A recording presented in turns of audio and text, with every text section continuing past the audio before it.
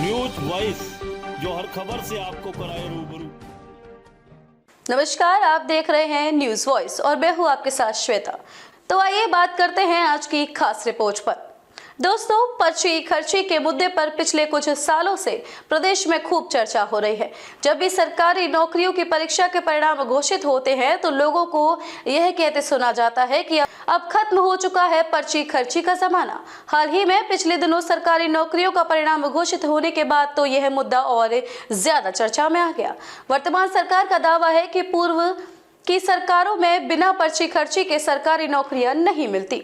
दरअसल सरकारी कामकाज और सरकारी नौकरियों की भर्ती में मनोहर सरकार द्वारा पारदर्शिता तो बरती ही गई है, इसीलिए प्रदेश के हर गली और मोहल्ले में यह चर्चा आप सुनते होंगे कि हरियाणा में अब लद चुका है पर्ची और खर्ची का जमाना। जनता अब खुद महसूस कर रही है कि उन्हें सरकारी कामकाज करवाने और सरकारी नौकरी पाने के लिए न तो किसी की सिफारिश की और न ही किसी को खर्ची देने की जरूरत पड़ रही है। लेकिन इसके बावजूद पूर्व मुख्यमंत्री भूपेंद्र हुड्डा विधानसभा में सवाल खड़ा कर रहे हैं। दोस्तों, हमारा मानना है कि विधानसभा में इतना बड़ा सवाल उठाने से पहले पूर्व मुख्यमंत्री को अतीत के पन्ने पलटकर जरूर देख लेना चाहिए। क्या उन्हें नहीं पता कि सरकारी नौकरियों में पर्ची खर्ची की वजह से ही प्रदेश के एक पूर्व मुख्यमंत्री जेल की हवा तक खा चुके हैं। पूर्व मुख्यमंत्री भूपेंद्र हुड्डा यह अच्छी तरह से जानते हैं कि धांधली की वजह से ही न्यायालय द्वारा उनके कार्यकाल में कई सरकारी नौकरियों को रद्द भी कर दिया गया था,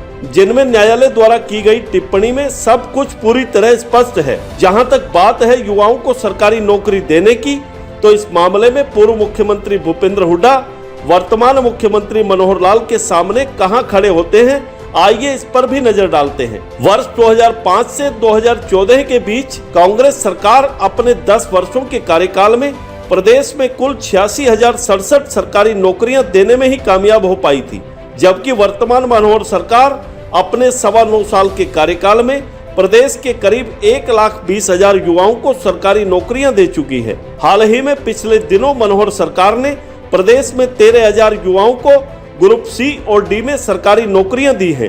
पिछले दिनों इन 13,000 पदों के नतीजे घोषित होते ही प्रदेश की जनता खुद ही समझ गई थी कि अब पर्ची खर्ची की प्रथा का समूल नष्ट हो चुका है, क्योंकि यह सरकारी नौकरियां योग्य और गरीब परिवारों के बच्चों ने हासिल की थी। इससे संबंधित प्रदेश में कई वीडियो भी वायरल हुए थे, जिनमें लोग खुद पूर्व की सरकारों में पर्ची खर्ची की प्रथा का सबूत देते नजर आ रहे हैं। अब आपको यह भी बता देते हैं कि योग्य लोगों को मनोहर सरकार उनका हक देने में आखिर कैसे कामयाब हो पाई। पूर्व की सरकारों में व्यवस्था थी कि लिखित परीक्षा के बाद इंटरव्यू क्लियर करने पर ही किसी को सरकारी नौकरी दी जाती थी। देखिए, पूर्व की सरकारों में सरकारी नौकरी देने के मामले में कितना बड़ा झोल था।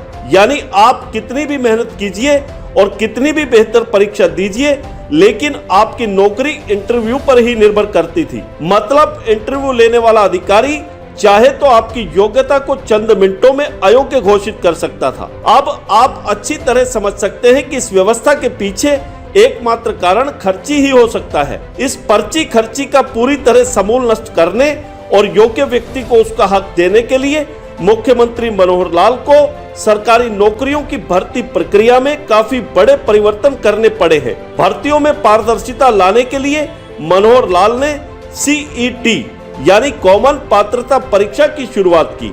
इसके साथ ही उन्होंने ग्रुप सी और डी की नौकरियों में इंटरव्यू सिस्टम को खत्म किया है।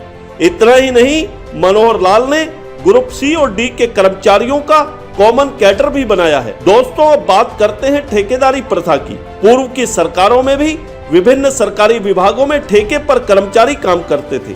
इन कर्मचारियों को अक्सर सरकार और ठेकेदारों पर शोषण करने का आरोप लगाते देखा जाता था, क्योंकि ठेकेदार द्वारा न तो उन्हें समय पर वेतन दिया जाता था और न ही तय वेतन दिया जाता था, वहीं न ही अन्य तरह की सुविधाएं ही दी जाती थी।